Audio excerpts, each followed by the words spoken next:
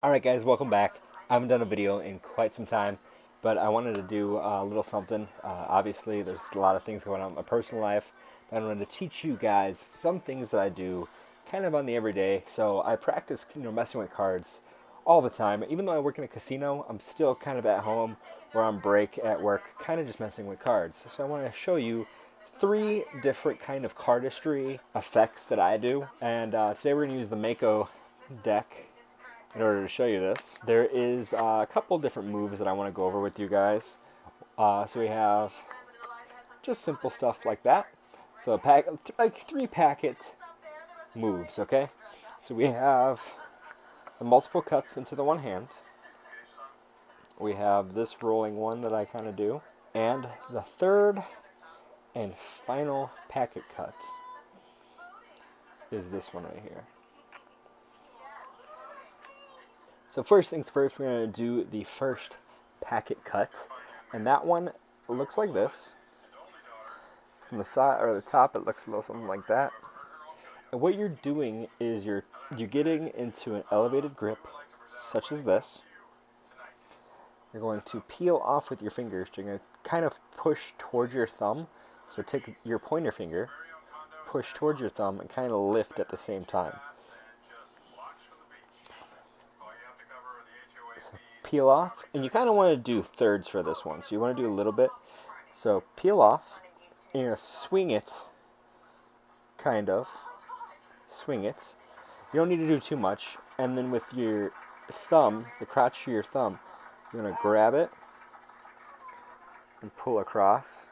Do it again. Grab. And you're going to push down onto the packet again. So you kind of want to take this packet and drop it down into your finger rest a little bit more. That way when you come down with this packet, it kind of goes more into the crotch, and when you pull down, it gets kind of more stuck between the skin here and the packet itself, and you can pull that off and then come back down on top. So again, pull up, crotch it, pull up, crotch it, and then drop the rest on top. So it looks like I almost dropped that. That was bad. These cards are very, very new, so I'll work them in a little bit more.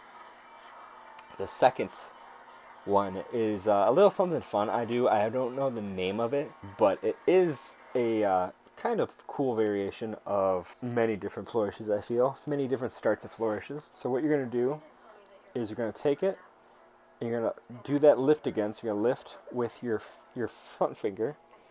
All right, so you get that packet. You're going to take your pointer finger and put it on the back, right dead middle. And you're going to swing it out and kind of grab it. And then what you're going to do is you're going to packet grab again. So you're going to do that 3-packet split, but you're going to drop this packet on top. And then what you're going to do is you're going to take your pinky finger and you're going to lift it up kind of like this. So what you're going to do is you're going to take your ring and pinky finger and you're going to curl the deck up like so. And then you're going to twist with this and let it drop. So it looks a little something like that. So it's a quick little shuffle. So if somebody says, "Hey, can I show you a trick?" "Hey, can you show me a trick?" Just do a quick little, "Yeah, sure, let's go into this." Okay, pick any card. And it's enough. You don't want to do too much to where it takes away from the magic, where people are like, "Well, he knows how to do these cool moves." Some of this time is just for conversation starters. Okay, if you're actually sitting somewhere and you do this, people are going to think you know magic of some sort and would like to see a trick, and then you go into whatever effect you'd like to do. And the final trick I want to, not trick, but cardistry demonstration I want to show you is actually kind of the first one I've ever learned. One of the first. I never really was good at cardistry. Still am not good at cardistry. But this is a cool move that it's a false shuffle at the same time. But what it is you're going to take and you're going to do that swing cut. You're going to curl with this finger. So you're going to return back to that curling sequence. You're going to curl, put it in there. You're going to grab this packet off the top. And then you're going to let the packet that's here flip over. And then you're going to readjust, grab, and roll. So let's do this again, okay? It's a little bit slower. So you're going to lift as if you're going to do as you're doing a swing cut. You're going to crotch it, roll it over. You're going to grab like you're doing another swing cut. You're going to put the deck in between those two. So it's kind of like sandwiched in between it, okay? From there, you're going to push towards, but you're also swing cutting at the same time. So you kind of want a little bevel. That way there's a separation of the packs, okay?